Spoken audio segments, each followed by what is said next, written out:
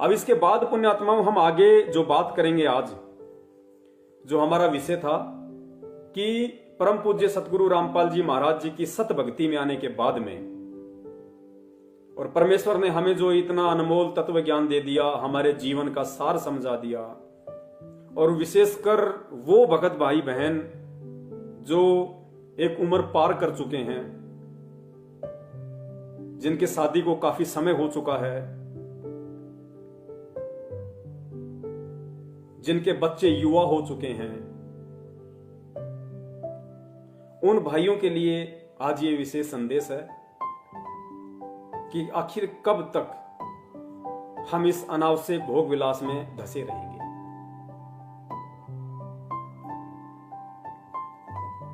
ये बहुत ही निंदनीय कर्म है, बहुत ही घटिया कर्म है, विशेषकर उन आत्माओं के लिए, और उस समय जबकि हम इतने वर्षों से परम पूज्य गुरुदेव की शरण में हैं, हमारे बच्चे हमारे सर के बराबर हो चुके हैं, उसके बाद भी यदि हम इस अनावश्यक भोग विलासिता में रत हैं, तो ये कहीं न कहीं गहनता से सोचने और विचार करने का विषय है। मैं ये नहीं कहूंगा कि आप इससे दूर हट जाइए, आप इससे दूर हो जाओ, आज के बाद नहीं इस प्रक्रिया में पांव धरना, ये दास नहीं कहेगा। सत्सेवकों का काम केवल संदेशा देना है ज्ञान आधार से, और संदेशा भी वही हम दें, वही हम दे सकते हैं, वही संदेशा देने के हम लायक हैं, अधिकारी हैं, जिस संदेश को सबसे पहले हम अपने ऊपर लागू कर सकें। वरना दास ने पहले ही बना दिया कि करनी तज कथनी कथे अज्ञानी दिन रात, कुत्ते ज्यों भोकत फिर सुनी सुनाई बात। दास कुत्ता श्रेणी में, कुत्ता क्रम में नहीं आना चाहता, इसलिए परमात्मा ने दास को हिम्मत दी, सद्बुद्धि दी, दास को प्रेरणा दी, जो आप जी तक ये संदेशा पहुंचा रहा हूं। तो पुण्यात्माओं, अब इतना समय बीत जाने के बाद में, और ये भली भांति समझ में आ गया कि भाई अनंत युग हो गए, करोड़ों जन्म हमारे मानव के हो गए, उनमें हमने राजाओं के जन्म भी लिए हैं, पूंजीपतियों के जन्म भी लिए हैं, और उन जन्मों में हमने कितनी भोग विलासिता की होगी, कितने कुकर्म किए होंगे, कितनी कितनी शादियां की होंगी, कितने कितने वर्षों तक हमारी आयु थी, फिर भी इस मन भड़वे की तृप्ति नहीं हुई। तो पुण्यात्माओं, अब इस परमेश्वर के मार्ग में आने के बाद, आज से पहले जो किया सो किया, लेकिन उसके बाद एक सोचने का विषय बनता है कि हम किस दिशा में बढ़ रहे हैं, फिर हम कब उस परमात्मा की प्राप्ति के लायक बनेंगे, कब हम उस परमात्मा के चरणों में एक भगत कहलाने के अधिकारी बनेंगे। देखिए, परमेश्वर की वाणी है कि कामी क्रोधी लालची इनसे भक्ति न होई, भक्ति करे कोई सूरमा जात वर्ण कुल खोई। पुण्यात्मा ध्यान देना, एक एक वाणी परमात्मा की अनमोल है कि कामी क्रोधी लालची इनसे भक्ति ना होए। कामी कौन? जो काम वासना से रत है, जो भोग विलासिता में रत है, वो कामी। क्रोधी, जिसका अपने काम के ऊपर कंट्रोल नहीं है, वो कभी भी अपने क्रोध के ऊपर, गुस्से के ऊपर कंट्रोल नहीं कर सकता। लालची, जो काम और क्रोध के ऊपर कंट्रोल नहीं कर सकता, वो आदमी कभी भी लालच से कंट्रोल नहीं कर सकता। तो कहते हैं कामी क्रोधी लालची इनसे भक्ति ना होई। भले ही वो परमात्मा की शरण में है, भले ही वो सतनाम का जाप कर रहा है, लेकिन वो सतनाम भी उस कामी क्रोधी लालची व्यक्ति के पाप कर्मों को उतनी तेज गति से और उस हिसाब से नहीं काटेगा जितनी तेज गति से इन क्रियाओं से दूर भगत का काटता है। फिर परमात्मा कहते हैं भक्ति करे कोई सूरमा। अब पुण्यात्मा, सूरमा कौन होगा? फिर भक्ति मार्ग में सूरमा वो होता है जो सहन करता है। काम वासना इतनी आसान चीज नहीं बताई गुरुदेव ने कि उसको चुटकियों में छोड़ दिया जा सकता है या उस पर इतना जल्दी कंट्रोल किया जा सकता है। लेकिन हां, परम पूज्य परमेश्वर सतगुरु रामपाल जी महाराज जी के इस मार्ग में सत भक्ति और सत मंत्रों के प्रभाव से, परमेश्वर से प्रार्थना करने से, दंडवत प्रार्थना करने से, भीख मांगने से परमेश्वर दया करते हैं और पूरे विश्व में यही एक भक्ति मार्ग है, यही एक भक्ति है, सत मंत्र हैं जिनके प्रभाव से इन तीनों पे कंट्रोल किया जा सकता है, इनको डाइल्यूट किया जा सकता है परमेश्वर के आशीर्वाद से, इनके प्रभाव को डाइल्यूट निष्क्रिय किया जा सकता है। हमारे ऊपर इन गुणों का, काम क्रोध लालच का वो अटैक नहीं हो सकता जो अटैक एक भक्तिहीन प्राणी पे होता है। तो परमात्मा ने बताया कि इस ज्ञान को आधार बना के, अपने सतगुरु पे विश्वास करके, सतगुरु से प्रार्थना करके, यदि तुम इस काम क्रोध लोभ लालच से हटने की कोशिश करोगे तो परमात्मा तुम्हें उसी तेज गति से सहारा भी देगा।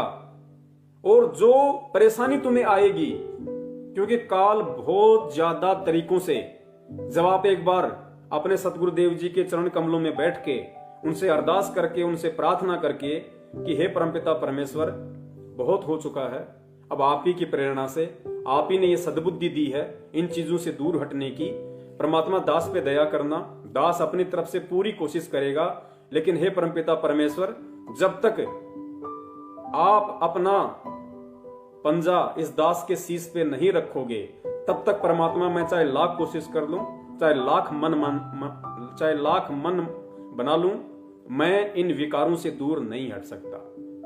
परमात्मा आपका आशीर्वाद, आपकी रजा विशेष है, इसके बिना संभव नहीं है। और पुण्यात्माओं, जब वो भगत ये प्रार्थना करके परमात्मा से और इस विरत की भोग विलासिता से, इस काम क्रोध से जब दूर हटने का मानस बना लेगा, तो पुण्यात्माओं फिर ये काल भगवान भी उन संचित कर्मों का दबाव उस भगत पे उतना ही ज्यादा डालेगा। उसके सामने ऐसी ऐसी परिस्थितियां खड़ी कर देगा, ऐसे ऐसे दृश्य उसके सामने खड़े कर देगा, ना चाहते हुए, कि इसको वो भोग विलासिता, काम वासना सताए, बार बार इसके दिमाग पे अटैक करे। आप मोबाइल में देखोगे, आपको ऐसे ऐसे चित्र, ऐसे ऐसे छोटे छोटे वीडियो आपको ना चाहते हुए दिखाई देने लग जाएंगे, विशेषकर उस समय के बाद जब आप इन चीजों से दूर हटने का मानस बना लोगे। काल उतना ही ज्यादा हमारे ऊपर हावी होगा। मार्केट में जा रहे हो, पता नहीं कैसे कैसे आपको दृश्य दिखा देगा, मोबाइल में कैसे कैसे दृश्य ना चाहते हुए भी आंखों के सामने आ जाएंगे। और भी बहुत सारे तरीके जो भी ये काल कर सकता है, उस तरीके से दबाव बनाने की कोशिश करेगा कि वापस इसी को उस गंदगी में धकेलूं, ये बाहर ना निकल जाए। और पुण्यात्माओं, उन परिस्थितियों में इस ज्ञान को आधार बना के, परमात्मा को पल पल अपने पास समझ के, उनका प्यार भरा पंजा अपने शीश पे समझ के, जब हम संघर्ष करेंगे, जब हम सामना करेंगे उनका, और जो दिक्कतें हमें आएंगी, जो पीड़ा हमें महसूस होगी, पुण्यात्मा, उसमें हमारा तप बनेगा।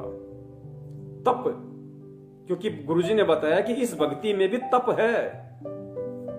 गुरुजी ने बताया, यदि ऐसी स्थिति में तुम्हारे सामने कोई परिस्थिति खड़ी होती है और तुम उसका सामना करते हो, संघर्ष करते हो, काल तुम्हें उस गंदगी में धंसाने की कोशिश करता है, और तुम परमेश्वर के ज्ञान को आधार बना के जब उसका सामना करोगे, तो गुरुदेव ने बताया कि वो तुम्हारा मानसिक तप होगा, क्योंकि काल मानसिक चोट करेगा। तो वो तुम्हारा मानसिक तप, और उस तप के बदले तुम्हारी भक्ति बन रही है। फिर गुरुदेव ने बताया कि जैसे तुम्हें कोई गालियां निकालता है, तुम्हें कोई बुरा भला कहता है, या तुम्हारे गुरुदेव को कोई बुरा भला कहता है, तो हो तो तुम भी जीव, पांचों विकार तुम्हारे अंदर भी हैं, तीनों गुण हैं। तुम्हारे को भी गुस्सा आएगा कि मेरे गुरुदेव के विषय में ऐसा कैसे बोल दिया इस नालायक ने।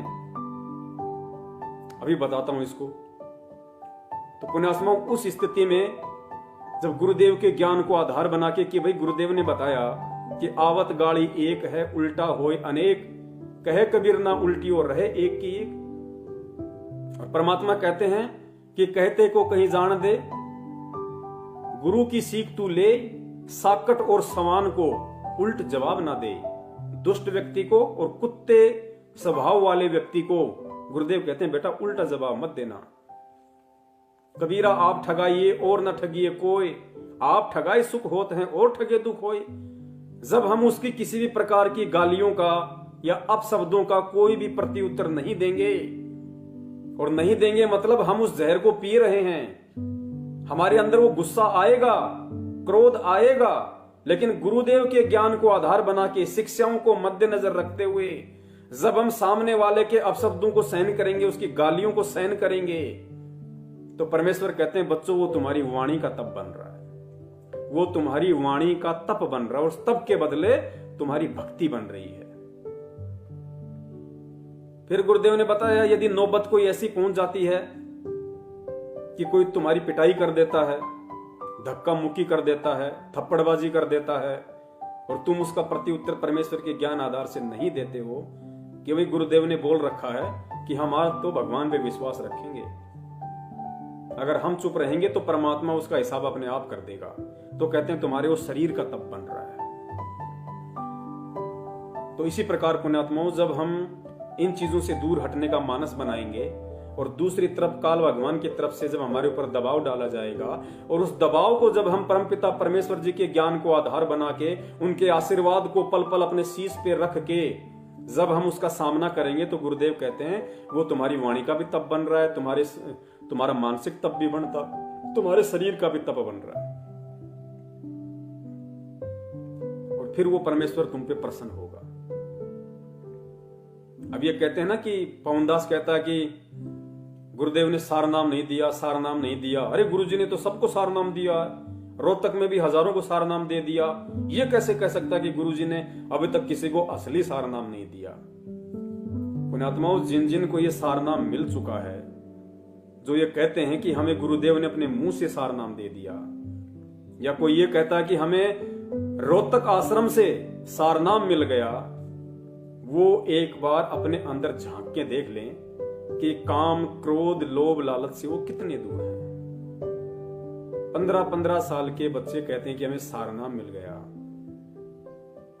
पुण्यात्माओं, ये विचार करने की बातें हैं ये, क्योंकि पुण्यात्माओं सतनाम से हमारे पाप कर्म क्षीण होते हैं। गुरुदेव ने बताया कि सतनाम तक की भक्ति से हमारे पाप कर्मों का सत्यानाश होता है, सफाया होता है। तो जो व्यक्ति अभी तक सतनाम की कमाई से, जिसकी सतनाम की कमाई उसको दिखाई नहीं दी, और दिखाई देने का मतलब क्या है, गुरुदेव ने बताया कि ये जो कामी, क्रोधी, लालची, ये जो काम क्रोध हैं, ये तुम्हारे सतनाम की कमाई से समाप्त होंगे। अगर तुमने इनके ऊपर विजय प्राप्त कर ली, विजय प्राप्त करने का मतलब आप दास का समझ सकते हैं कि जब तुम इन चीजों से पीछे हट जाओगे, परमेश्वर के ज्ञान को आधार बना के, तो सोचो तुम्हारा सतनाम तुम्हारे साथ है, तुम्हारे गुरु का आशीर्वाद तुम्हारे साथ है, तुम्हारा सतनाम काम कर रहा है। यदि तुम परमेश्वर की इस वाणी के अनुसार कि कामी, क्रोधी, लालची, इनसे भक्ति न होई, भक्ति करे कोई सूरमा, जात वर्ण कुल खोई, जब तुम इन विकारों पे परमेश्वर के आशीर्वाद से उस स्तर की विजय प्राप्त करके इनसे दूर हटके और सूरमा वाली स्थिति में आ जाओगे, या आ रहे हो धीरे धीरे, तो सोच लेना कि तुम्हारा सतनाम काम कर रहा है। और जब सतनाम के प्रभाव से ये सारे विकार, ये पाप कर्म हमारे सीन हो जाएंगे, उसके बाद फिर सार नाम दिया जाता है, उसके बाद फिर सार नाम दिया जाता है। तो जिन जिन लोगों को रोहतक से सार नाम मिला है, या सतलोक आश्रम बरवाला से गुरुदेव के द्वारा मिला है, और जो अभी भी इस रति क्रिया में संलग्न है, इस भोग विलासिता में संलग्न है, जो ज्ञान को अभी आधार नहीं बना पाए हैं, बात बात पे माँ बहन की गालियां निकाल देते हैं, ये बड़े बड़े state coordinator, world coordinator Deshraj ji, Mahendra ji जैसे लोग, महेंद्र जी के लड़का, आपने अच्छे तरीके से उनके ऑडियो वीडियो सब देख लिए हैं उनके, और फिर भी वो कहते हैं कि हमें सार नाम मिला हुआ है। नामदान केंद्र वाले हमारी माता बहनों को अकेले में छेड़ते हैं, फिर कहते हैं हमें सार नाम मिल गया। तो पुण्यात्माओं, अभी तो उनका सतनाम भी ढंग से काम नहीं कर रहा, सार नाम मिल कहां से जाएगा। परमेश्वर कहते हैं कि बिन ही रसना नाम चलत है, निर्वाणी से नेहा, और गरीबदास भोडल में दीपक छानी नहीं सनेहा। गुरुदेव कहते हैं जिस प्रकार बल्ब के ऊपर अगर मोमजामा लगा दिया जाए तो भी उसका प्रकाश छुपाने से छुप नहीं सकता, तो ये अपने आप को सारनामी कहते हैं और इनके कर्म बिल्कुल कसाईयों के जैसे हैं, अज्ञानियों के जैसे हैं। और आज इन्होंने जो पीला पर्चा निकाला इसमें कितना पाखंड, कितना आडंबर, कितनी नीचता, कितनी धृष्टता, कितनी कृतज्ञता इन्होंने भगत समाज के और अपने गुरुदेव के प्रति दिखाई है। क्या आपको लगता है इनको सारनाम मिला है और इनका सतनाम काम कर रहा है? पुण्यात्माओं, गुरुदेव कहते हैं ना कि यो सौदा फिर नाई रे संतो, यो सौदा फिर नाई। पुण्यात्माओं, ये सौदा फिर नहीं मिलेगा अगर समझ में आ गई है तो। यदि हम इस भक्ति को प्राप्त करने के बाद, इस परमात्मा को प्राप्त करने के बाद, उसकी शरण में आने के बाद यदि हम इस छोटी सी चीज से भी दूर नहीं हट सकते तो सोचो फिर हम कहां भक्ति करेंगे, हम कब करेंगे? पुण्यात्माओं, परमात्मा साथ साथ उदाहरण पेश करते हैं लेकिन हम ध्यान नहीं देते, हम उनकी जीवनी को कभी गौर से नहीं देखते। परमेश्वर तो परमेश्वर थे सांसारिक दृष्टि में। जब तक वो अपने गुरुदेव की शरण में नहीं आए, जब तक वो भक्ति मार्ग से नहीं जुड़े, तब तक सांसारिक दृष्टि में उन्होंने शादी भी की, बच्चे भी उत्पन्न किए, सांसारिक दृष्टि में भोग विलास भी करके दिखाया। लेकिन जैसे ही परमपिता परमेश्वर अपने गुरुदेव की शरण में आए तो पुण्यात्मा उसके बाद क्या उस परमपिता परमात्मा ने उस सांसारिक दृष्टि में कभी भोग विलास किया? क्या परम पूज्य सतगुरु रामपाल जी महाराज जी ने सांसारिक दृष्टि से 17 फरवरी 1988 के बाद भोग विलास किया? पुण्यात्माओं, यही एक उदाहरण है हमारे लिए और ये सोचने की बात है, ये अंडरस्टूड है। जब भगत इस भक्ति की गहराई में जाएगा, जब उसको अनुभव होगा कि मैं किसकी शरण में हूं, मेरे गुरु के रूप में कौन है और वो मुझे किस लिए और कहां से चल के लेने के लिए आया है, और उसने मुझे इस पूरे ब्रह्मांड की सबसे अनमोल वस्तु दे दी है, और अब की बार मेरा ये जीवन वट वृक्ष का अंतिम पत्ता है, अंतिम लीफ है। जब इतना यदि भगत को समझ में आ जाएगा तो पुण्यात्मा वो खुद विचार करना शुरू कर देगा कि परमेश्वर की वाणी है कि भग भोग्या भग उपजय। भग कहते हैं योनि को, स्त्री योनि को भग। परमेश्वर ने कहा कि भग भोग्या भग उपजय, और भग से बचा ना कोई, और जो कोई भग से बचे भगत कहावे सोए।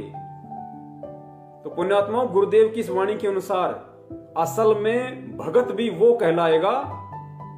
आज हम कह देते हैं पवन भगत, फलाना भगत, दिखना भगत, लेकिन भगत है कौन? असल में भगत कौन है कि भग भोग्या भग उपजय, कि हे नादान प्राणी, जब तक मेरी शरण में आने के बाद भी तू इस काम वासना में, इस रति क्रिया में, इस अनावश्यक भोग विलासिता में डूबा रहेगा। भग भोग्या भग उपजय, अगर तू इसी रति क्रिया में लगा रहा तो चाहे तू मेरे से कोई सा भी नाम प्राप्त कर ले, तुझे वापस भग से जन्म लेना पड़ेगा। भग भोग्या भग उपजय, जब तक तू उस भग का भोग करता रहेगा तू भग से पैदा होता रहेगा, और भग से बचा न कोई, यानी बिना परमात्मा के आशीर्वाद के, उसकी शरण के, इस भोग विलासिता से कोई नहीं बचा। फिर कहते जो कोई भग से बचे, तो भग से कौन बचेगा? जो भगवान की शरण में होगा, जिसके ऊपर उसके गुरुदेव का पंजा होगा, जो सत भक्ति कर रहा होगा, जो साक्षात भगवान की शरण में होगा। इस 21 ब्रह्मांड में भग से वो बच सकता है। और परमेश्वर की वाणी है कि जो कोई भग से बचे, इसका मतलब भग से बचेंगे, भग से भी बचेगा भगत। कब बचेगा? किसकी शरण में आने के बाद? उस परम पिता परमेश्वर, पूर्ण परमेश्वर की शरण में आने के बाद। तो पुण्यात्माओं, ये हमारा और आप और हमारा सौभाग्य है कि हम उस परम पिता परमेश्वर की शरण में हैं आज। तो कहते हैं भग, जो कोई भग से बचे भगत कहावे सोए, उसके बाद तो वो भगत कहलाएगा, भगत। और भगत के बाद फिर आता है दास। भगत के बाद नंबर आता फिर दास का। हम तो लिख देते हैं पवन दास, रामचंद्र दास, फलाना दास, दिखना दास। परमात्मा कहते हैं पहले भगत तो बन ले, दास का नंबर तो बहुत दूर है। गुरुदेव कहते हैं दासा तन नेड़े नहीं और नाम धरावे दास। और भाई पानी के पिए बिना कैसे बुझेगी प्यास। दास बनने के लिए तो बहुत कुछ बलिदान देना पड़ेगा, कुर्बानी देनी पड़ेगी इस भक्ति मार्ग में। इन कुरीतियों की, इन पाखंडों की, आडंबरों की, इन तीनों गुणों की, इन 25 प्रकृतियों की, काम, क्रोध, लोभ, मोह, अहंकार की, इनकी बलि देनी पड़ेगी। परमात्मा कहते हैं उसके बाद तू भगत बनेगा, दास बनेगा। और जब परमेश्वर का ज्ञान उनके आशीर्वाद से जैसे जैसे भगत को समझ में आता जाएगा, क्योंकि पुण्यात्माओं इन चीजों से दास ने पहले भी कहा, परमात्मा भी कहते हैं कि जब यहां से बड़े बड़े नहीं बच सके, शंकर भगवान जैसे नहीं बच सके जो 88 हजार वर्ष तक जिन्होंने तप किया काम का नाश करने के लिए, नारद जी जैसों ने हजारों वर्षों तक तप किया कि मैंने काम पे विजय प्राप्त कर ली। परमात्मा कहते हैं वो नहीं बच पाए तो तुम्हारी क्या औकात है, तुम तो जीव श्रेणी में हो, वो तो देव श्रेणी में है, महादेव श्रेणी में है। जब वो नहीं बच पाए तो इस काल बलि के लोक में तुम कैसे बच पाओगे इन सब चीजों से। लेकिन बच पाओगे क्यों? क्योंकि तुम पूर्ण परमात्मा की शरण में हो।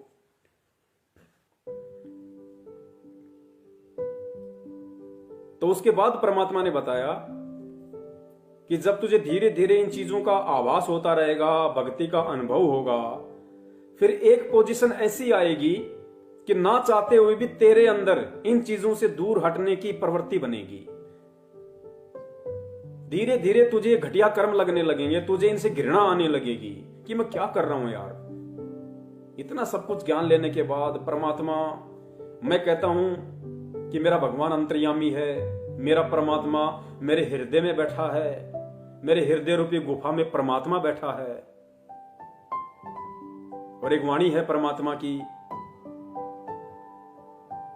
कि क्या मुख ले विनती करूं, लाज आवती मोय। परमात्मा कह रहे हैं हम नीचों को समझाने के लिए, गुरुदेव, कि क्या मुख से विनती करूं, लाज आवती मोय। और हे परमात्मा तुम देखत अवगुण करूं, कैसे भाऊं तोय।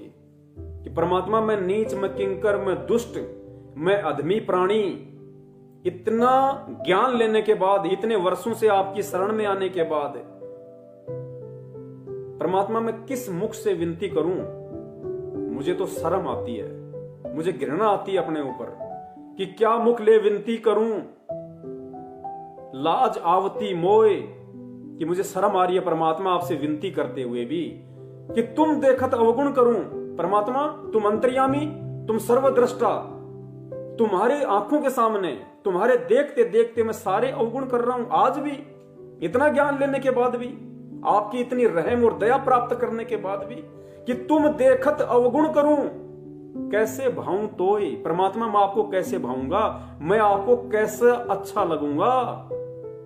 एक तरफ तो मैं कहता हूं कि अंतर्यामी एक आप, आत्म के आधार, जो तुम छोड़ो हाथ तो मैं कौन उतारे पार।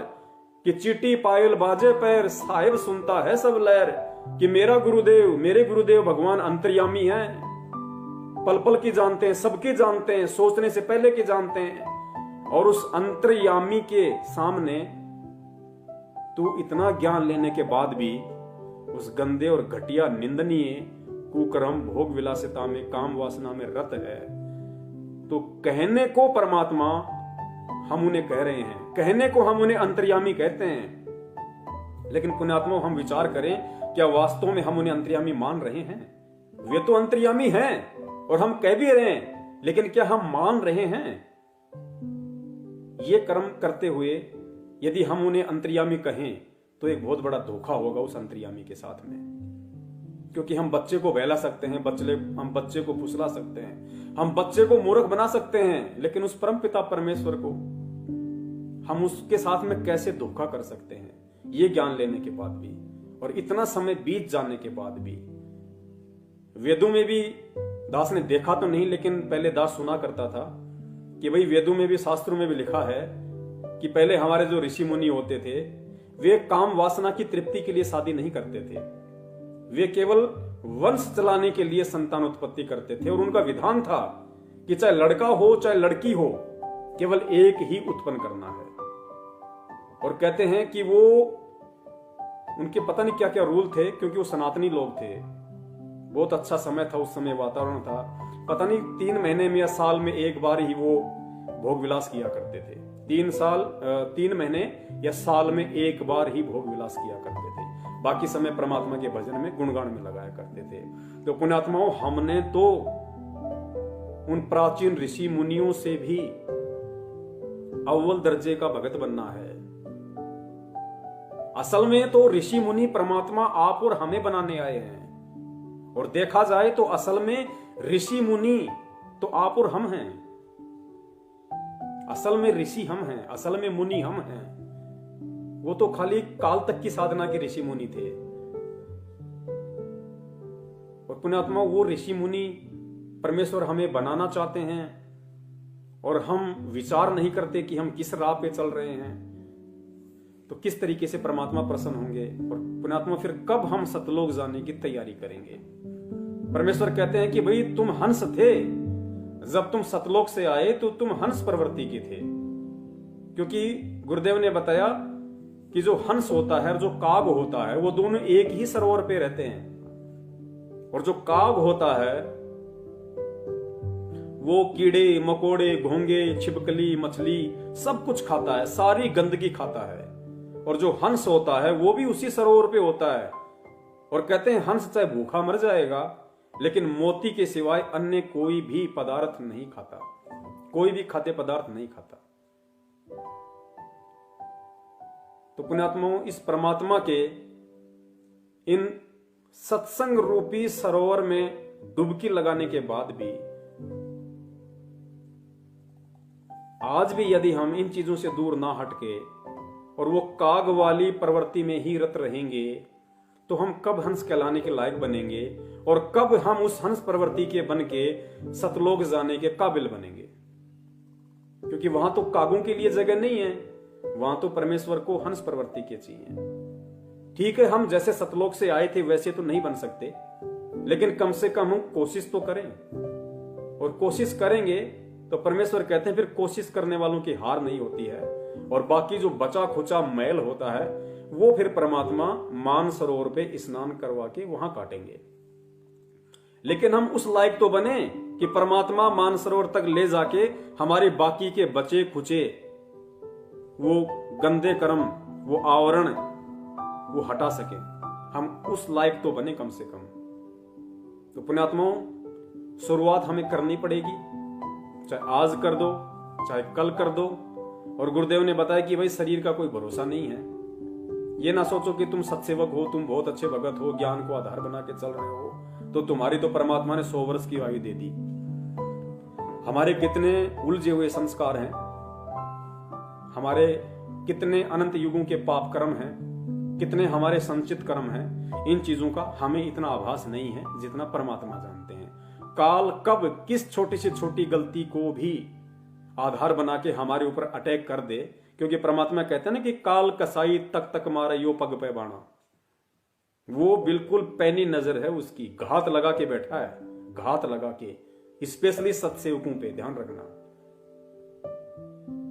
तो हमें बचने की कोशिश करनी है और परमेश्वर के ज्ञान को आधार बना के, क्योंकि जब तक हम ज्ञान की गहराई में नहीं डूबेंगे, जब तक हम परमेश्वर को परमेश्वर नहीं मानेंगे, तब तक पुण्यात्माओं इन चीजों के विषय में आप, इनको त्यागने के विषय में आप सोच भी नहीं सकते। क्योंकि उसके बाद ही, क्योंकि सबसे बड़ा मूल मंत्र दास हरबार कहता है और भक्ति का विधान भी है कि सतगुरु रूप में धरती पे स्वयं परमात्मा प्रकट है। और जब तक हम अपने सतगुरु में परमात्मा को अपने हृदय से नहीं देख लेंगे, जुबान से नहीं, कहने से नहीं, जब तक इस ज्ञान को आधार बना के, इस भक्ति अनुभव को साथ में लेके, जब तक अपने दिलो दिमाग से, अपनी आत्मा से, अपनी अंतरात्मा से, अपने हृदय की गहराइयों से हम अपने गुरु में साक्षात परमात्मा नहीं देखेंगे, तब तक तो पुण्यात्माओं हमारी भक्ति शुरू भी नहीं है। इन चीजों को त्यागने के विषय में सोचना तो बरसों बाद की बातें हैं। तो हम कोशिश करें सबसे पहले ज्ञान को आधार बना के सतगुरु को पहचानने की कि सतगुरु के रूप में धरती पे कौन है।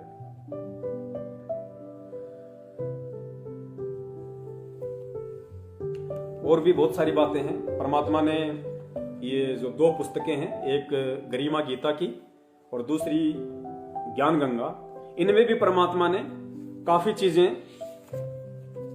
लंबे समय से भक्ति कर रही आत्माओं को समझाने के लिए लिखी हुई हैं, बशर्ते उनको गौर से देखने की जरूरत है। ये अपने मुरादाबाद से पवन दास जी हैं, उन्होंने आज से 2-3 दिन पहले इस चीज को ग्रुप में डाला था। तो परमात्मा ने दया करी उनके ऊपर, जो इन्होंने, क्योंकि वो निमित्त बने, परमात्मा ने उनको निमित्त बनाया। देखो पुण्यात्मा, दास के पास में कोई मटेरियल नहीं है। ये जितने भी सबूत हैं, जितने भी मैसेज हैं, ऑडियो वीडियो आप जी देख पाते हैं, सुन पाते हैं, ये सारे भगत भाई ही दास को भेजते हैं। परमात्मा ने दास को इतनी बुद्धि बख्शी हुई है कि दास उनमें से सार को निकाल लेता है कि इसका रहस्य क्या है। इस ऑडियो वीडियो के माध्यम से परमात्मा सत्सेवकों को निमित्त बना के संगत तक क्या मैसेज पहुंचाना चाहते हैं, वो सद्बुद्धि परमात्मा ने अपने सत्सेवक बच्चों को दी हुई है। उस आधार से दास ये ऑडियो वीडियो मैसेज बना पाता है, वरना पुण्यात्मा दास की औकात नहीं है। दास को अच्छे से पता है अपनी औकात का। तो ये जो ज्ञान गंगा पुस्तक है, इसके पेज नंबर 5 पे जब आप जाएंगे तो परमात्मा ने कितना गहरा रहस्य इसमें दिया हुआ है। ये हमने विचार करना पड़ेगा इन बातों पे। खाली आंखों से पढ़ के इस कान से सुना, इस कान से निकालना नहीं है पुण्यात्मा। अब इन पे हमने परमेश्वर की एक एक सत्संग की एक एक वाणी पे, सत्संग के एक एक शब्द पे अब हमने ध्यान देना पड़ेगा, हमने गौर करना पड़ेगा। क्योंकि पुण्यात्माओं, परमेश्वर का एक भी शब्द अनायास नहीं होता है, निरर्थक नहीं होता है, मिथ्या नहीं होता है, फालतू टाइम पास के लिए नहीं होता है। परमात्मा अगर नॉर्मल तरीके से भी कोई बातें बोल रहे हैं तो उनमें भी गहरा संदेश है, उसको ढूंढने की जरूरत है। तो ज्ञान गंगा पुस्तक का पेज नंबर 5 आप जी भी देख सकते हैं। इसमें नीचा लिखा है, दुराचार करना कितना पाप है।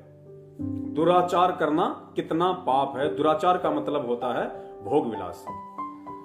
पर द्वारा स्त्री का खोले, 70 जन्म अंधा हो डोले। पूज्य कबीर परमेश्वर जी ने बताया कि जो व्यक्ति किसी पर स्त्री के साथ दुष्कर्म करता है वह तो 70 जन्म अंधे का जीवन भोगता है।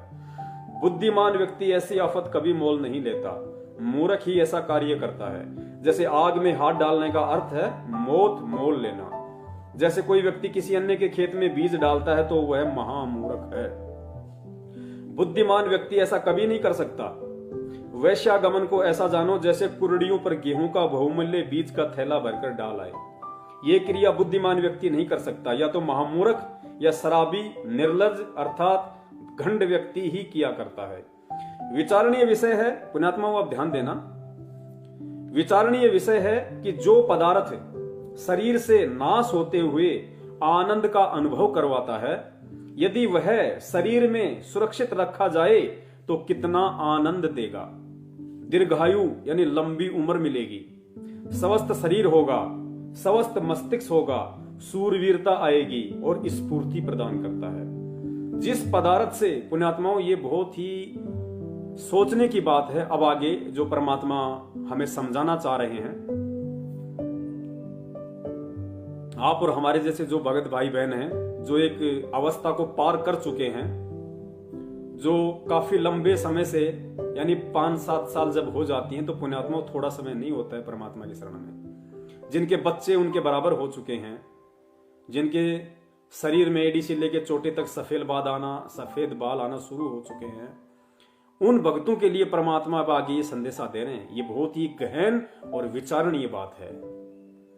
परमात्मा कहते हैं कि जिस पदार्थ से अनमोल बच्चा प्राप्त होता है, जिस पदार्थ से अनमोल बच्चा प्राप्त होता है, यानी माता का रज और पिता का वीर्य, रज बीरज जिसको कहा जाता है, तो परमात्मा कहते हैं कि जिस पदार्थ से अनमोल बच्चा प्राप्त होता है उसका नाश करना बच्चे की हत्या करने के तुल्य है। आप समझ सकते हैं कितना गहरा संदेश परमात्मा ने दिया है कि आगे देखिए, इसलिए दुराचार यानी फालतू में अन्य किसी पराई स्त्री के साथ में संभोग करना, वो दुराचार। तथा अनावश्यक भोग विलास वर्जित है। नीचे लिख दिया परमात्मा ने अनावश्यक भोग विलास। अब इस अनावश्यक भोग विलास की श्रेणी में मुझदास के जैसे वो भगत भाई बहन आते हैं जो लंबे समय से परमात्मा से जुड़े हुए हैं, जो इस ज्ञान को आधार भी बना रहे हैं और जिनके बच्चे युवा हो चुके हैं, समझदार हो चुके हैं, जो अब एक अवस्था को पार कर चुके हैं पुण्यात्माओं, उनके लिए परमात्मा का ये आदेश है, सतगुरु वचन है। और सतगुरु वचन की अवहेलना कितना घोर दंड है, पाप है, ये आपने स्वयं निर्णय करना पड़ेगा। परमात्मा ने कह दिया कि अब यदि तुम अनावश्यक भोग विलास करते हो तो मुझ संत रामपाल दास का यह आदेश है कि ये वर्जित है। अनावश्यक भोग विलास वर्जित है। पेज नंबर 5 पे पढ़ लेना। और ऊपर परमात्मा ने स्पष्ट कर दिया कि जिस पदार्थ से अनमोल बच्चा प्राप्त होता है उसका नाश करना बच्चे की हत्या के तुल्य है। तो पुण्यात्माओं, अब हमें इस व्यर्थ की भोग विलासिता से कोई संबंध नहीं रखना चाहिए। यदि अब भी इतने लंबे समय के बाद भी, इतने ज्ञान ग्रहण करने के बाद भी, इस अवस्था को पार करने के बाद भी, यदि हम आज भी गुरुदेव के वचन के विपरीत इस अनावश्यक भोग विलास जो वर्जित बताया है, यदि हम इसमें धसे पड़े हैं, तो गुरुदेव कह रहे हैं कि जब जब तुम भोग विलास करोगे तो ये समझ लेना तुम एक आत्मा की हत्या कर रहे हो, तुम एक बच्चे की हत्या का पाप अपने सिर पर रख रहे हो। क्योंकि गुरुदेव ने स्पष्ट कर दिया कि जिस अनमोल पदार्थ से बच्चा उत्पन्न होता है उस पदार्थ को फालतू में वेस्ट करना, यानी अनावश्यक भोग विलास करना, बच्चे की हत्या करने के तुल्य है। और पुण्यात्माओं, भगत हत्या नहीं कर सकता। भगत अपने ऊपर हत्यारे का कलंक नहीं लगवा सकता। आज से पहले हो सकता है आप और हमारे नजर में ये पॉइंट नहीं आया हो, हमने गुरुदेव के इस सत्संग की इस वाणी को इतनी गहनता से नहीं लिया हो, लेकिन पुण्यात्माओं, जब ठीक का समय आता है और जिस भगत की वो अवस्था, क्योंकि परमेश्वर को पता है ये संदेशा परमात्मा ने आज से पहले क्यों नहीं दिलवाया, क्योंकि आज से पहले तो दास ही उस रति क्रिया में संलग्न था, उस भोग विलासिता में डूबा हुआ था। और जब काफी समय से परमेश्वर ने दास पे दया की, दास को परमात्मा ने दूर रखा, सोचने पे विवश किया, मजबूर किया, भोग विलास के बाद में ऐसा मन हो जाता था कि परमात्मा डूब के मर जाऊं, लेकिन काल फिर प्रेरणा कर देता था। फिर परमात्मा से प्रार्थना की, मालिक से, परमेश्वर ने दया की और मालिक ने प्रेरणा की कि बेटा थोड़ी हिम्मत तू रख, थोड़ी हिम्मत मैं दूंगा तेरे को। फिर परमेश्वर की वाणी याद आई कि परमेश्वर कहते हैं कि जय तू चाले एक कदम, मैं चालूं कदम 60। परमात्मा अपने भगत से कह रहे हैं कि हे भगत, हे मेरी आत्मा, अगर तू अच्छाई के लिए, सतलोक प्राप्ति के लिए यदि तू एक कदम आगे बढ़ेगा तो मैं 60 कदम चलूंगा तेरे साथ, तेरे 60 कदम आगे मिलूंगा मैं। जय तू चाले एक कदम, मैं चालूं कदम 60। फिर कहते हैं जय तू हो जा काठ का, काठ यानी लकड़ी का, जय तू हो जा लकड़ी का और मैं बन जाऊंगा लोहे की लाठ। परमात्मा कहते हैं तू एक बार लकड़ी की तरह अडिग होके बन के तो देख, मैं तेरे पीछे लोहे का खंभा बन के खड़ा हो जाऊंगा, फिर तुझे झुकने नहीं दूंगा, तुझे टूटने नहीं दूंगा, तुझे शर्मिंदा नहीं होने दूंगा, काल का प्रभाव नहीं होने दूंगा। तो पुण्यात्माओं, यहां परमात्मा ने सीधा सीधा व्यर्थ की भोग विलासिता में धसे हुए भक्तों को एक हत्यारा करार दे दिया, हत्यारा। अब कौन वो ऐसा निर्लज्ज प्राणी होगा, निर्लज्ज व्यक्ति होगा तो सबसे पहले तो अपने ही गुरु के वचन की अवहेलना करेगा। जिन्होंने, आपके बच्चे भी हो गए, सब कुछ हो गया, बच्चे जवान भी हो गए, समझदार भी हो गए, उसके बाद भी यदि आप ये व्यर्थ की भोग विलासिता में पड़े हो तो आप अपने गुरु के वचन की अवहेलना कर रहे हो। और हमेशा जब जब भी आप वो दुष्कर्म करोगे, आप एक हत्या अपने सिर पर रख रहे हो, एक हत्या का पाप आप अपने अकाउंट में लिखवा रहे हो। पुण्यात्मा, यही तो सारी चीजें हैं। परमेश्वर ने तो स्पष्ट कह दिया कि भाई मैं दबाव नहीं दूंगा किसी के ऊपर, मैं किसी के साथ भी जबरदस्ती नहीं करूंगा, क्योंकि परमात्मा ने कितनी बार बताया कि भाई मेरा काल के साथ एग्रीमेंट है, मेरा अनुबंध है, मेरा उसके साथ में लिखित अनुबंध है। क्योंकि परमेश्वर जो वचन कर लेते हैं वो लिखा ही हो जाता है, उनका लोहे की लकीर हो जाती है वो, क्योंकि परमात्मा कभी अपने वचन से पीछे नहीं हटते। फिर तो काल ने कहा था कि परमेश्वर जब आप कलयुग में नीचे जाओगे या जब भी आप जाओ, परमात्मा आप केवल अपना विधान बताना, आप केवल उन आत्माओं को अपना ज्ञान देना, और आपसे ज्ञान ग्रहण करने के बाद जो आपकी शरण में रहें, यानी आपके कहे अनुसार चलें, आपके सत्संगों को आधार बना के, ज्ञान को आधार बना के जो प्राणी आपकी शरण में रहे वो आपका, और परमात्मा जो आपके ज्ञान को आधार ना बनाए और सारी उन क्रियाओं में संलग्न रहे जो आम व्यक्ति करता है, पुण्यात्मा वो मेरा होगा, उसको आप छेड़ना मत। और परमात्मा आप जबरदस्ती मत करना, आप सिर्फ अपना ज्ञान बताना, आपका ज्ञान समझ के जो आपका हो जाए, जो आपके जीवन को देख के चले, आपके पद चिन्हों पे चले, कि कीट न जाने भृंग को गुरु कर ले आप समान। जब तक भगत उस पद्धति पे ना चले परमात्मा, आप जबरदस्ती उसके साथ कुछ ना करना, जबरदस्ती आप उसको सतलोक ले जाने की कोशिश ना करना। कहने का मतलब उसका ये था। तो परमात्मा पुण्यात्माओं अपने विधान अनुसार, अपने वचन अनुसार वो केवल हमें ज्ञान देंगे, सत्संग के माध्यम से संकेत करेंगे, सत्संग के माध्यम से इशारे देंगे। इन पुस्तकों में लिख दिया, बता दिया, अब उन चीजों को हमने खुद पकड़ना पड़ेगा, हमने खुद समझना पड़ेगा, और फिर हमने खुद ही विचार विमर्श करना पड़ेगा, मंथन करने पड़ेगा, चिंतन करना पड़ेगा कि भाई ये छोटा सा जीवन है, पता नहीं आज किसी की 20 साल बाकी है, किसी की 25 साल बाकी है, और ये मन की जो तृप्तियां हैं, जो मन की इच्छाएं हैं, ये भैया और कितनी करेगा। जब करोड़ों बार तू राजा बन के, जब तेरे हाथ में पूरी दुनिया थी, तू चक्रवर्ती था, तो जब चाहे जिससे शादी कर ले, जब चाहे जितनियों से शादी कर ले, तेरे को कोई रोक टोक नहीं, तेरे को कोई रोकने वाला नहीं। और जब उन युगों में, उन जन्मों में तेरी वो तृप्ति पूरी नहीं हुई, तेरी मन की अभिलाषा पूरी नहीं हुई, तो नालायक आज तेरी कौन सी अभिलाषा पूरी हो जाएगी, कौन से तेरे मन को ठंडक पहुंच जाएगी। तो परमात्मा कहते थोड़ा सा जीवन बचा है, ये मेरे चरणों में समर्पित कर दे। परमेश्वर कहते ना कि करोड़ शीश तूने दे दिए, यम राजा की भेंट। भेंट यानी गुरुजी कहते हैं धक्के से लेता है, ये एक्सीडेंट में मार देगा, आपस में लड़ाई करवा के मार देगा। तो गुरुजी कहते हैं कि नालायक करोड़ शीश तूने दे दिए इस यम राजा की भेंट, और एक शीश दे के देख ले सतगुरु अपने की भेंट। करोड़ शीश तूने दे लिए यम राजा की फेट।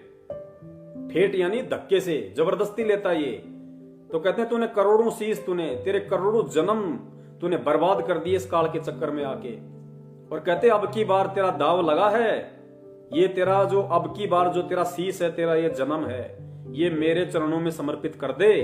भेंट यानी सप्रेम, प्यार से, प्रेम के साथ में ये जीवन तू मुझे समर्पित कर दे। परमात्मा कहते हैं बेड़ा पार कर दूंगा। तो पुण्यात्माओं अब वो समय उन आत्माओं का आ चुका है परमेश्वर के चरण कमलों में अपना शीश भेंट करने का। चरण भेंट करने का मतलब गुरुदेव ने काफी बार बताया कि भाई तुम्हें जीवित मरना सीखना पड़ेगा। परमात्मा कहते हैं ना, योग गुरु ज्ञान विज्ञान वाणी, जीवित ही जग में मरो। तो जीवित ही जग में मरने का मतलब गुरुदेव ने बताया कि तुमने अपनी इच्छाओं को मारना पड़ेगा, अपनी इच्छाओं को काटना पड़ेगा, अपनी इच्छाओं से, मन की अभिलाषाओं से दूर हटना पड़ेगा, इस ज्ञान को आधार बना के कि अब ज्यादा समय नहीं बचा है, थोड़ा बहुत समय है, जितना हो सके परमात्मा को समर्पित कर दे। और पुण्यात्माओं उदाहरण परमात्मा ने एक से एक दे दिए। सबसे पहला उदाहरण तो स्वयं वो परमात्मा बनता है कि जब उन्होंने कबीर पंथ में एंट्री की सांसारिक दृष्टि से, उसके बाद परमात्मा इन व्यर्थ की जो गंदगियां थी, मालिक तो पहले भी दूर ही थे, उनका तो सनाविरम शुक्रम अकायम, बिना हाड़मास का, बिना नाड़ी तंत्र का उनका बॉडी है, तेजपुंज का शरीर है परमेश्वर का।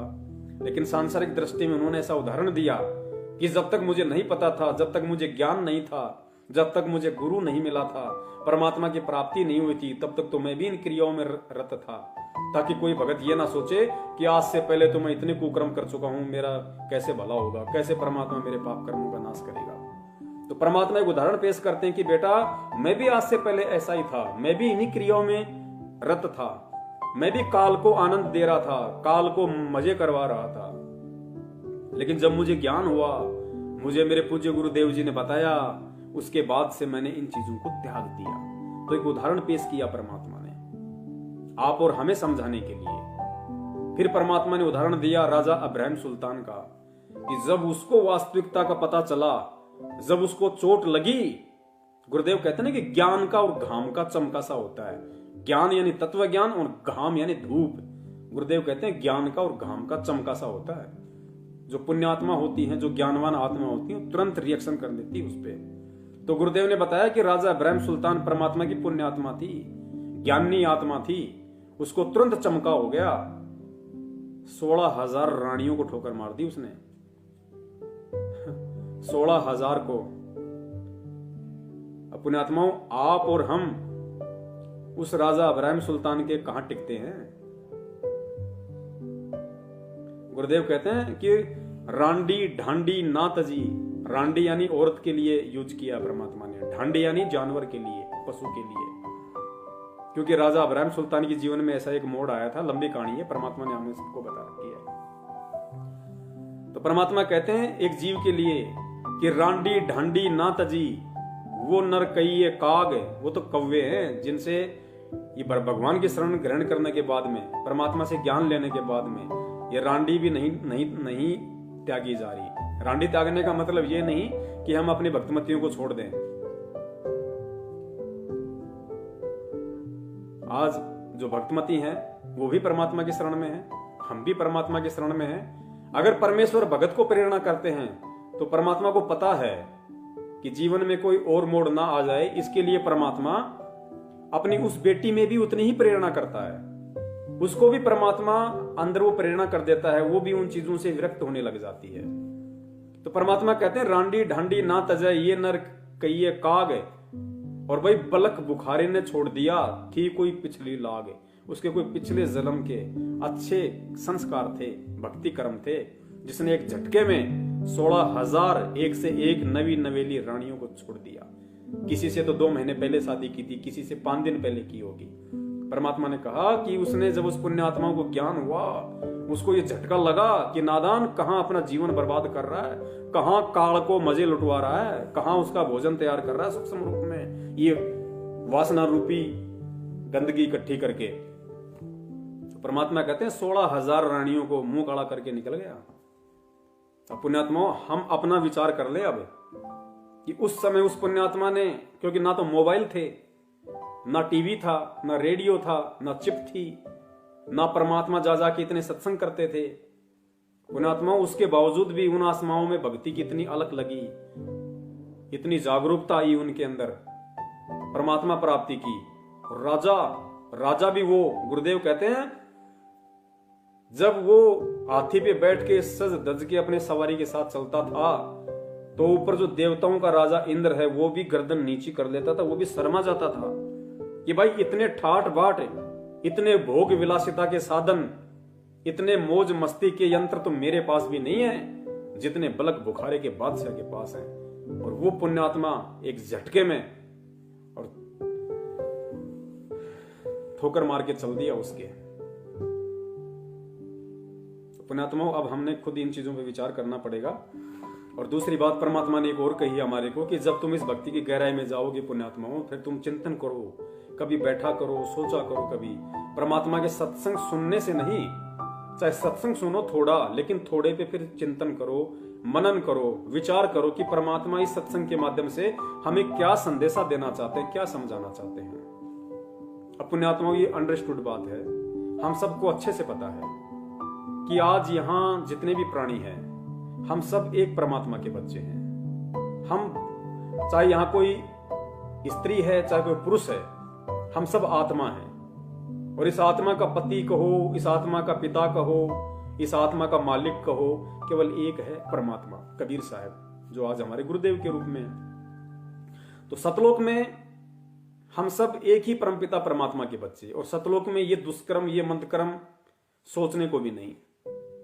काल ने जो किया वो एक अलग मैटर है, उसके अलावा दास आपको बता रहा है कि सतलोक में तो दिमाग में भी नहीं है ये गंदगी, दूर दूर तक नहीं है। तो हम सब एक परमात्मा के बच्चे। काल ने आके हमें यहां पे कौवा बना दिया, हंस से कौवा बना दिया, हमें आपस में एक दूसरे का पति बना दिया, पत्नी बना दी।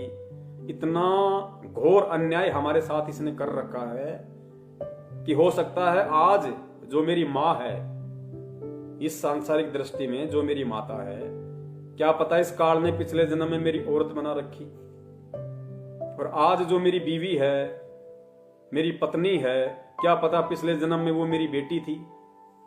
तो कितना घोर अन्याय हमारे साथ में कर रहा है, कितना दूषित प्रदूषित हमें कर रहा है। ये सारी जानकारी आज गुरुदेव ने आके दे दी। और फिर पुण्यात्माओं, गुरुदेव कहते हैं कि जब तुम्हें इस बात का मालूम पड़ जाएगा, जब तुम अंदर से इस चीज को अनुभव करोगे कि भाई तूने भी नाम ले रखा और तेरी पत्नी ने भी नाम ले रखा। नाम किससे ले रखा?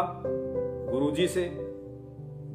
तो गुरुजी तेरे क्या बाप, और तेरी पत्नी का क्या बाप।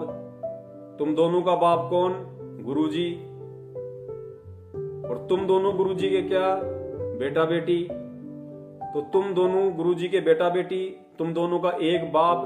तो तुम्हारा क्या रिश्ता हुआ आध्यात्मिक जीवन में? भाई बहन का। क्योंकि जब हमारा पिता एक है, हमारा परम पिता परमेश्वर एक है, तो फिर हम दोनों कौन हैं? हम दोनों उस परमात्मा की आत्मा हैं।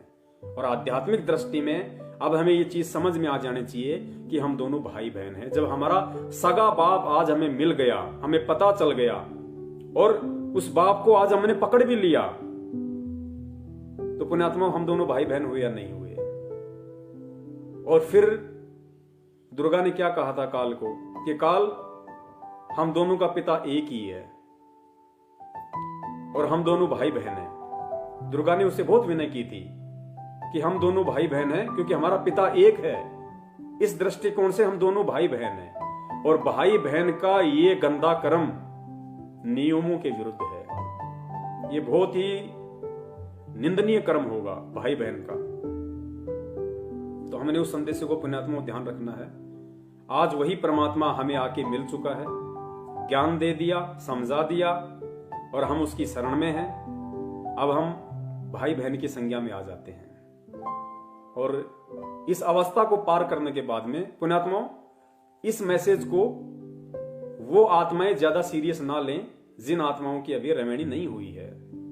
उन आत्माओं के ऊपर ये स्थिति लागू नहीं है जो दास अपने समकक्ष भगत भाई बहनों को संदेशा दे रहा है परमात्मा के आशीर्वाद से।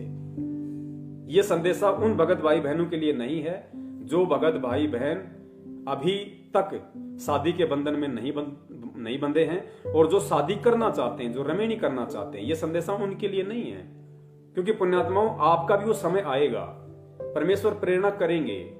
और बहुत अच्छी बात है यदि कोई ऐसी पुण्यकर्मी आत्मा है जो शादी नहीं करना चाहती और इन चीजों से दूर हटके रहना चाहती है, तो इससे तो बड़ी कोई खुशी की बात ही नहीं है। वो तो परमात्मा के दिल में विशेष जगह बनाएगी। लेकिन पुण्यात्माओं, ये फैसले जल्दबाजी में मत लेना, यह दास की विशेष विनती है।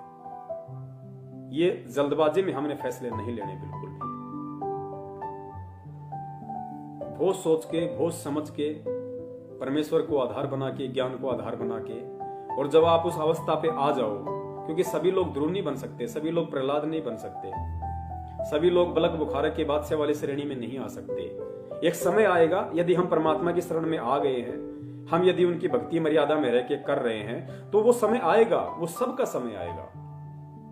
तो समय के अकॉर्डिंग, क्योंकि कुछ तो शरीर की जो व्यवस्था है वो भी वैसी हो जाती है, आदमी थोड़ा निष्क्रिय हो जाता है, निढाल हो जाता है। कुछ परमात्मा का ज्ञान इतना हैवी है कि वो इन विकारों के ऊपर कंट्रोल करना शुरू कर देता है, और कुछ वो अवस्था ऐसी होती है आदमी को खुद इन चीजों से घृणा होने लग जाती है। तो सारे जोड़ जुगाड़ मिलते हैं तभी वो आत्मा इन चीजों से हटने के विषय में सोच सकती है, वरना नहीं सोच सकती। और अंत में दास का निवेदन है, आपने इस पुस्तक में देख लिया कि ज्ञान गंगा में परमेश्वर ने जिस तरीके से हमें समझाने की कोशिश की है।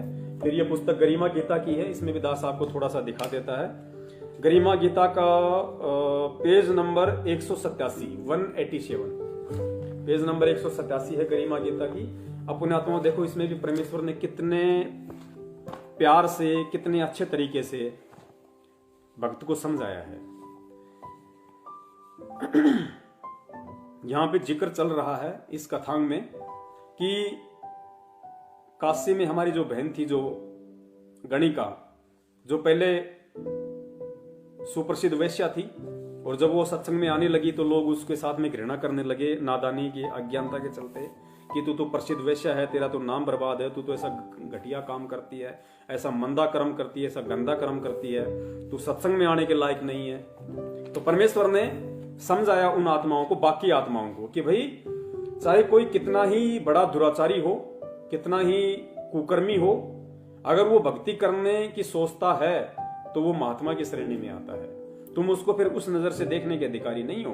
अगर देखते हो तो तुम दोषी हो परमात्मा के।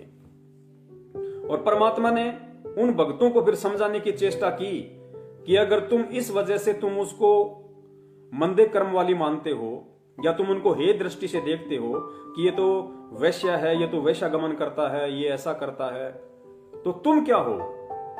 भक्ति में आने के बाद भी तुम क्या हो? तो उनके लिए परमात्मा ने संदेशा दिया है।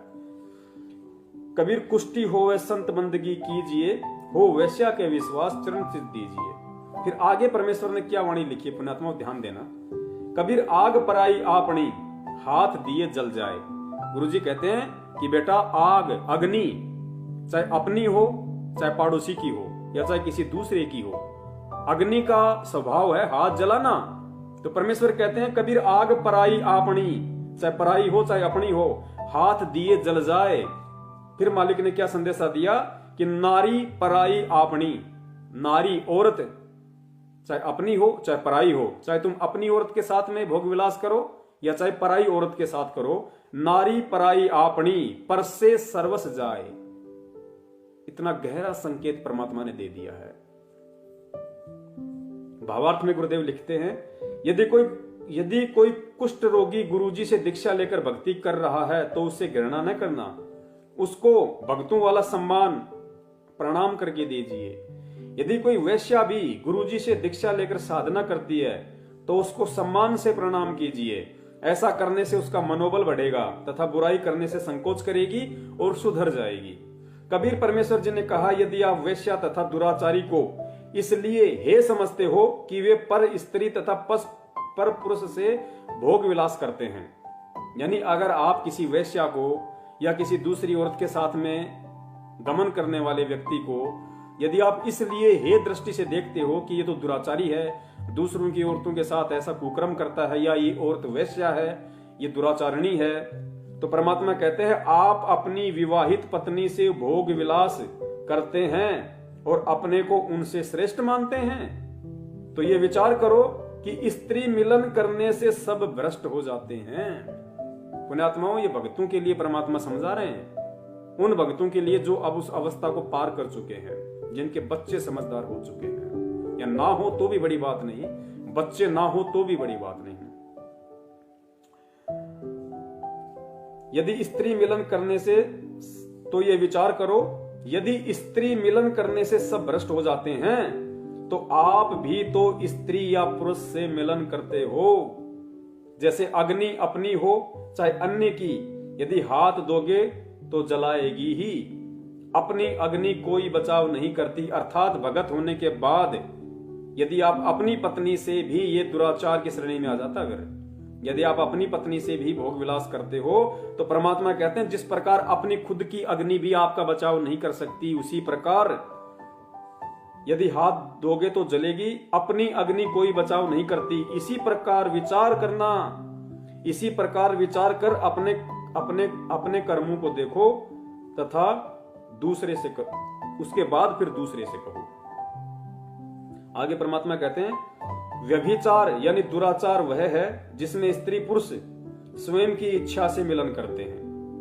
व्यभिचार और दुराचार गुरुदेव ने बताया कि जो स्वयं की इच्छा से संभोग करते हैं, यानी जिनकी शादी नहीं हुई, जैसे आजकल लिव इन रिलेशनशिप का जो चल रहा है, जो अपने आप को शिक्षित कहते हैं, जो बाहर पढ़ते हैं या कहीं भी रहते हैं, नौकरी करते हैं, और शादी से पहले जो आपस में एक कमरा लेके रहते हैं, आपस में फिर कहते हैं लव इन रिलेशनशिप या लिव इन रिलेशनशिप, शादी से पहले का जो अपना भोग विलास करते हैं, उसके लिए परमात्मा ने कहा कि ये दुराचार की श्रेणी में आता है। आप शादी से पहले, रमणी से पहले किसी भी औरत के साथ में लिव इन रिलेशनशिप वाला संबंध स्थापित नहीं कर सकते, भोग विलास नहीं कर सकते। यदि करते हो तो वो दुराचार की श्रेणी में आता है, व्यभिचार की श्रेणी में आता है, वेश्या की श्रेणी में आता है, जो प्रत्येक सभ्य समाज की प्रतिष्ठा के विरुद्ध है। यह बलात्कार नहीं है, व्यभिचार कहा जाता है। यह मानव समाज पर कलंक है। और बलात्कार वो है जो किसी लड़की या स्त्री को उसकी सहमति के बिना बलपूर्वक संभोग पुरुष द्वारा किया जाता है, वो नारी के लिए अभिशाप है, समाज के लिए अति पीड़ादायक तथा शर्मनाक है, जो क्षमा के योग्य नहीं है। उसे दंडित किया जाना चाहिए। सुधरने के लिए भी सजा के दौरान अपने विचारों की पुस्तक तथा सत्संग सुनाया जाए। उस व्यक्ति को चाहिए कि अपनी गलती को सार्वजनिक करे, जिसे समाज के अन्य सिरफिरों को नसीहत लगे, उसकी रूह कांप जाए, उसको पता चले कि जरा सी चूक से जीवन नष्ट हो जाता है। समाज में स्वयं को मुंह दिखाने के लायक रहता नहीं, माता पिता, भाई बहन तथा कुल के लोगों का भी सिर शर्म से नीचा कर देता है। समाज में उसका जीना दुश्वार हो जाता है।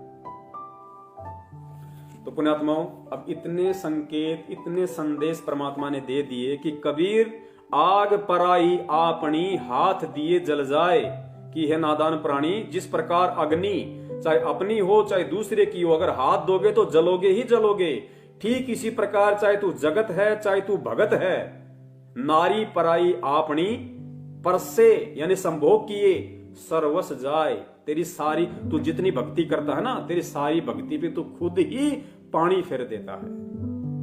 तो पुण्यात्मा, इससे गहरा संदेश, इससे बड़ा संदेश ये परमेश्वर ने असीम दया की, और दास इसको संदेश को अपने भगत भाई बहनों तक इसीलिए पहुंचाने के काबिल बना है कि परमात्मा ने दास से और अपनी भक्तमती के साथ में एक भाई बहन का रिश्ता परमात्मा ने कायम करवाया।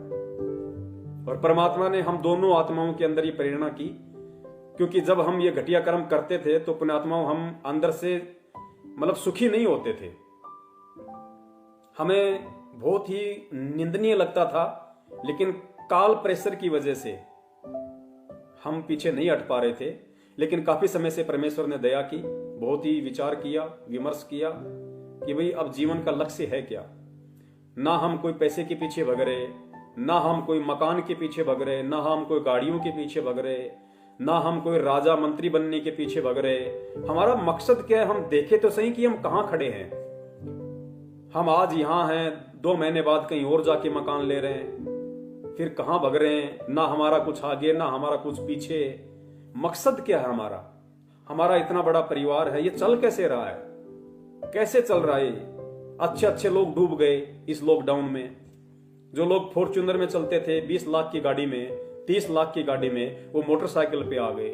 और परमात्मा ने उसी लॉकडाउन में मुझ जैसे नीच को 70-70, 80-80 हजार रुपए की कमाई दी परमात्मा ने, रोड पे खड़ा करके। तो ये विचार करना फिर जरूरी बन जाता है कि मेरे पीछे कौन है, और जब मेरे पीछे मेरा परमात्मा है तो मेरा मकसद क्या है।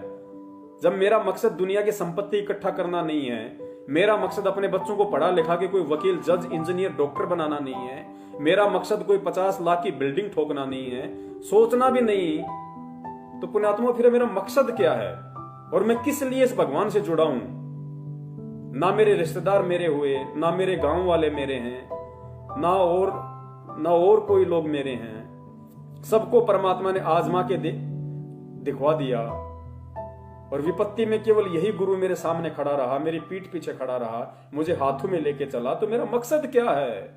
अगर आज भी मैं इस मकसद को समझ के और इन घटिया कर्मों से दूर हटके अगर मैं अपने परम पिता परमेश्वर, अपने पूज्य गुरुदेव जी के चरणों में अपना तन मन धन समर्पित नहीं करता हूं, तो मेरे से बड़ा कृतज्ञ जीव और कौन होगा, जिसने मुझे इतना सब कुछ दिया, इतना उपकार दिया, मुझे संभाल के रखा हर विकट परिस्थिति में। और परमेश्वर कहते हैं कि कृत घनी भूले नरलोई, कृत घनी भूले नरलोई। नरलोई, नर यानी इंसान, लोई यानी औरत। जो स्त्री पुरुष अपने गुरुदेव के द्वारा जो उपकार उसके ऊपर किए गए हैं, जो उसको भूल जाता है, उसको कहते हैं कृत घनी। तो नित्य नियम में परमात्मा को पढ़ाते हैं कि कृत घनी भूले नरलोई।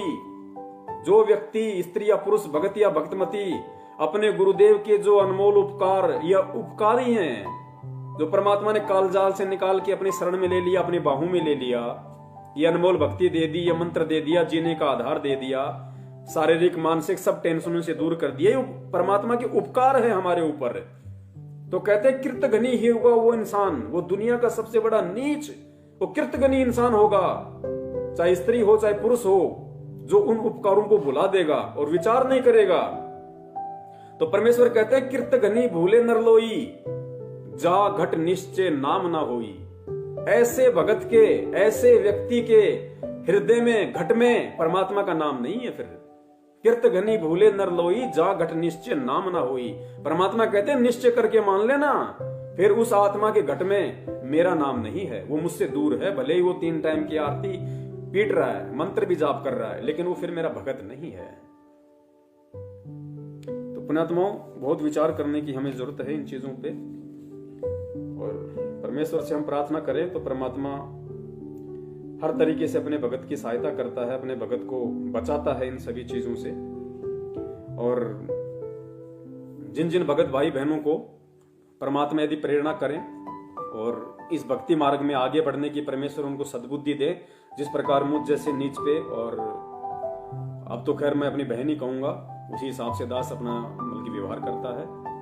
और मालिक से दया करूंगा कि परमात्मा अन्य जो विकार हैं उन पे भी आप, हम दासों पे, अपने बच्चों पे आप दया करो, हम उनसे भी दूर हटें धीरे धीरे, क्योंकि हमें हंस बनना पड़ेगा अंत में। और जब तक हम हंस बनने की तरफ नहीं बढ़ेंगे, तब तक हमारे भक्ति करने का, अपने आप को भगत कहलाने का कोई औचित्य नहीं रह जाता है।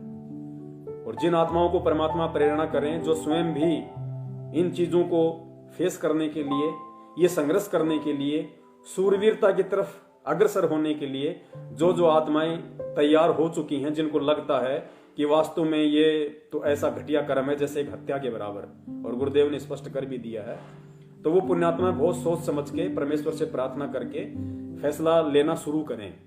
क्योंकि पुण्यात्माओं, यही साध संगति का एक मकसद है, और ऐसा ही समाज परमात्मा तैयार करना चाहते हैं। परमात्मा ऐसे ही बच्चों को तैयार करना चाहते हैं सतलोक के लिए।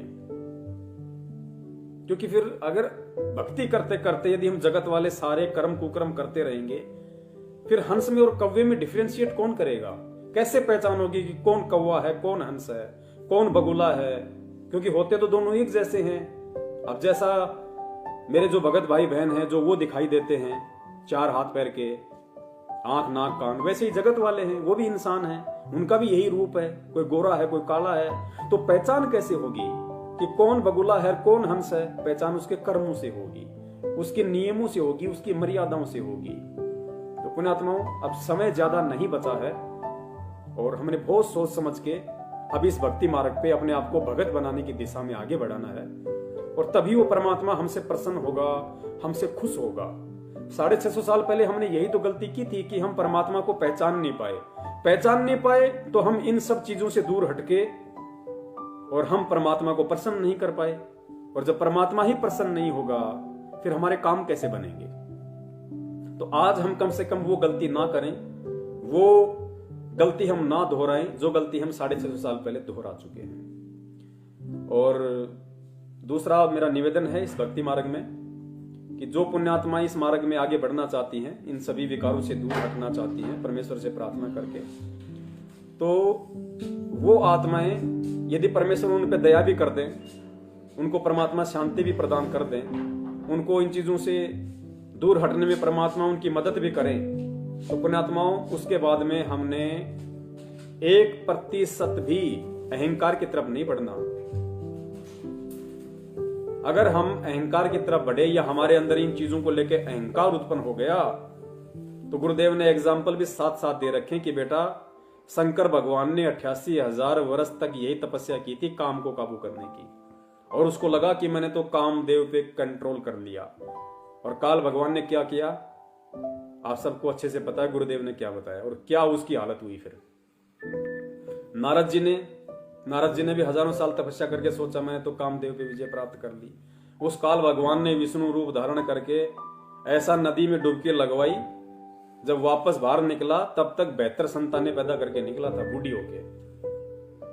तो इस भक्ति मार्ग में अहंकार का, क्योंकि गुरुदेव की वाणी भी है कि आधीनी के पास है पूर्ण ब्रह्म दयाल, और मान बड़ाई मारियो बेअदबी सिरकाल। जो बेअदबी इंसान होता है, जो अहंकारी इंसान होता है, उसके सिर पे काल होता है। और आधीनी के पास है, यानी भगत आधीन, उसके पास है पूर्ण ब्रह्म दयाल। तो हमें इन चीजों पे अहंकार नहीं होना चाहिए, और अहंकार इसलिए नहीं होना चाहिए कि ये हमारी बस की बात नहीं है कि हम इन चीजों से दूर हट जाएं या हम इन चीजों पे कंट्रोल कर लें, काबू प्राप्त कर लें। हम तो सोच भी नहीं सकते।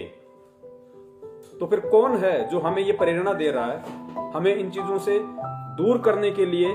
परमात्मा हमारे अंदर एक उम्मीद जगा रहे हैं, हमारे अंदर वो चिंतन मनन करने की शक्ति दे रहा है। कौन है? हमारा गुरुदेव। तो सारा श्रेय तो परमात्मा का है। हमें तो इसमें और ज्यादा झुकना चाहिए कि परमात्मा आप ना होते तो मेरी तो ये काल भगवान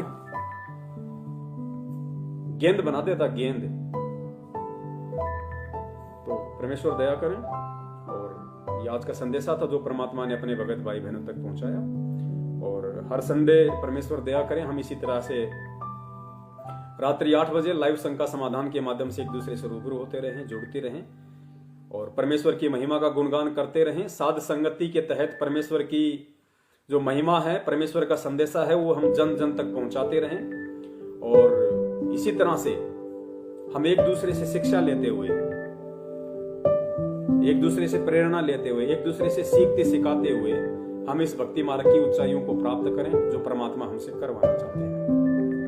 और इस दौरान यदि दास से कोई शब्द बोलने में या कोई भाषा, किसी सेंटेंस में यदि कोई त्रुटि हुई हो, कोई अपशब्द निकल गया हो, तो उसके लिए दास प्रथम अपने परम पूज्य सतगुरु रामपाल जी महाराज जी से और सभी भाई बहनों से दास क्षमा प्रार्थी है।